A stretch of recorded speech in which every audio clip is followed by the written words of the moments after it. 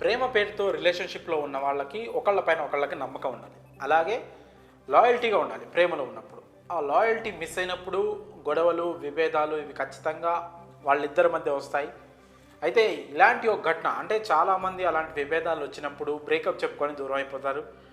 కొంతమంది గొడవ పడతారు మారడం కోసం. కానీ ఇక్కడ ఒక ఘటన అయితే చాలా వైల్డ్ ఘటన చోటు చేసుకుంది. అదేంటంటే ఒక ప్రియుడు తనని మోసం చేస్తున్నాడని తెలుసుకొని ఏకంగా అతని జననంగానే కోసి పారేసింది. ఈ ఘటన ఉత్తరప్రదేశ్లోని ముజఫర్ నగర్లో చోటు చేసుకుంది.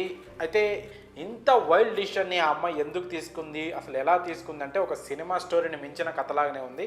యాక్చువల్గా ఒక అబ్బాయి ఇద్దరు ప్రేమలో ఉన్నారు. దాదాపు 8 ఏళ్లుగా వాళ్ళిద్దరు ప్రేమించుకుంటున్నారు. అయితే ఆ అబ్బాయి, ప్రేమలో ఉన్న అబ్బాయి వేరే అమ్మాయితో కూడా క్లోజ్గా ఉంటున్నాడని ఈ అమ్మాయికి తెలిసింది. ఈ అమ్మాయికి తెలిసి అతన్ని ఏమనకుండా, కనీసం అతని పద్ధతి మార్చుకోమని చెప్పకుండా ఒకరోజు ఆ అబ్బాయిని, తన ప్రియుడిని తీసుకొని కారులో ఒక నిర్మానుష్య ప్రదేశానికి అయితే తీసుకెళ్ళింది. అంటే జనాలు ఎవ్వరూ లేని చోటుకు తీసుకెళ్ళి తనతో నార్మల్గానే గతంలో ఎలాగైతే ప్రేమతో క్యాజువల్గా మాట్లాడుతుందో అలాగనే మాట్లాడుకుంటూ కాస్త దగ్గరయ్యారు వాళ్ళిద్దరూ.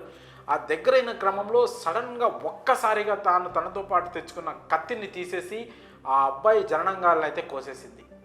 ఆ అమ్మాయి చేసిన ఈ వైల్డ్ పనికి ఆ అబ్బాయి కూడా నిర్ఘంతపోయాడు, నొప్పితో విలవల్లాడిపోయాడు. సో ఈ ఘటన ఉత్తరప్రదేశ్లోని ముజఫర్ నగర్లో చోటు చేసుకుంది. ఇంత పని ఎందుకు చేశావని ఆ అమ్మాయిని ఆ తర్వాత ప్రశ్నిస్తే తనతో 8 ఏళ్లుగా ప్రేమలో ఉంటున్న ఈ అబ్బాయి ఇప్పుడు వేరే అమ్మాయితో కూడా క్లోజ్గా ఉంటున్నాడు, అందుకే ఈ పని చేయాల్సి వచ్చిందని కూడా ఆ అమ్మాయి పేర్కొనడం జరిగింది. సో ఇంత దారుణమైన డెసిషన్స్ కూడా తీసుకుంటూ ఉన్నారు ఈ కాలంలో.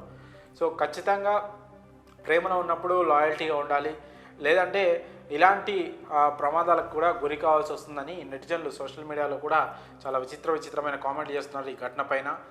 డిసెంబర్ 22వ తారీఖున ఈ ఘటన జరిగినట్లుగా తెలుస్తోంది. సో కాస్త ఆలస్యంగా బయటకు వచ్చింది.